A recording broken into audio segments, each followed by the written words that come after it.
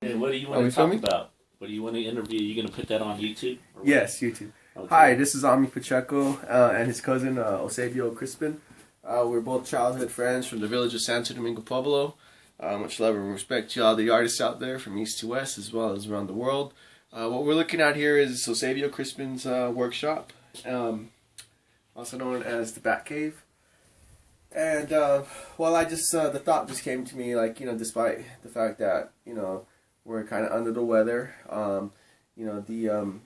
The medicine is basically humor, and Native American art is used holistically. I seen something in the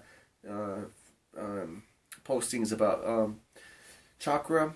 Chakra has to do with seven. Seven is the Hindu way of dealing with the crown, the throat, the soul, the limbs, to get the blood oxygenated.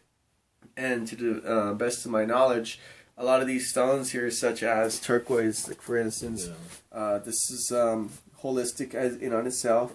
He has a selection of shells itself, and coral. This is what it actually looks like. You want to film this? This is natural in its natural state. A lot of people probably wonder, what does it look like in its raw form? This is it. This is actually. This can actually be called coal too, but it's black jet. Yeah. Black jet. We got a serpentine. Comes from Las Cruces, New Mexico. And watch. Okay, this is the Indian trick. May I? Yeah.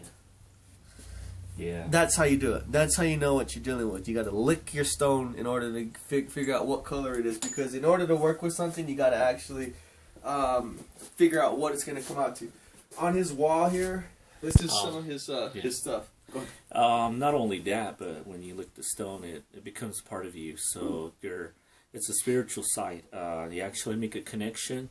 There's a meditation form as you're working through, so you're able to make beautiful, wonderful pieces. And it's really wonderful to see Ami again. It's been a long time. Thanks, dude. Seriously. Thank you. Seriously. Thank you. Yeah. And congrats on all your accomplishments. Thank you. And he's going to be joining me at the art shows. In fact, there's one that we're going to right now. It's at Carefree, Arizona, and he's going to be also posting that on his Facebook as well. And I'm going to walk him through also with how to interact with his customers and to tell him about his culture and tradition. So we're very excited. Sure. Needless to say, the quality of my lifestyle right now is that I like to be self-reliant and to rely on the stuff that my ancestors, more so my mom and dad, how they put me to school. And having a daughter, I like to actually put her in the education field. And so by reaching out with technology and putting ourselves out there in this form, this is pretty much raw like the stones. So we're attempting to go international. And so when you look at the critical window, some might say, give yourself an estimated realistic time frame, like 10 years, 5 years. I'm looking between him and I 1 year. 1 year. I'm giving us 365 days minus 14 days, which is approximately 321 days, something around that. So the numbers is actually something of which you really have to be someone accountable for. And so when you buy stones, you're not just buying it for it being a rock. You're buying it by the grams. And state of Colorado right now, they're measuring marijuana by grams, right? Same thing with American Indian art. When we buy stuff, they put it on a scale, and depending on the pounds, the market value price of that semi-precious stone is what us artists have to work with. So that's when you get into the style and forms of mosaic. Mosaic's actually the chipping of stones to put together. And because we're Pueblo Indians from the village of Santo Domingo, we also deal with sterling silver, because certain families were taught silversmithing. And so that becomes contemporary. So we have mosaic placed on sterling silver, which then becomes contemporary, post-traditional. And his work comes out different than mine. My work comes out different than his.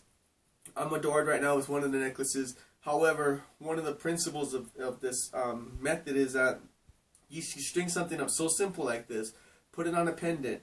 His intricate details himself right here, it mixes and matches. So what happens is it becomes life imitating art.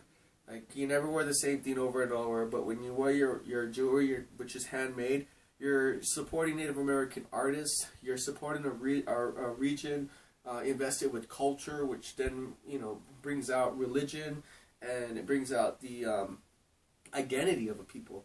And the identity is based on what you see is what you get. So here's two artists, two brothers, pretty much using what our method is hunter-gatherers. We're looking for art shows, powwows, anything and everywhere that two valid driver's license can drive to and get to, and post our little 10 by 10 tent up, put our little thing out. He can stand on his booth, I'll stand on my side of the booth, and we'll just, you know, interact with people and give them that look good, feel good technique with 100% authentic Native American stuff. And so you've seen it. This is his workshop. You got and we're going to be able to look back at this video probably from 5 years from now or 20 years and say, oh my God, look at that video we did. True. But we'll be seeing you guys at Carefree and other shows. Take care. Yeah.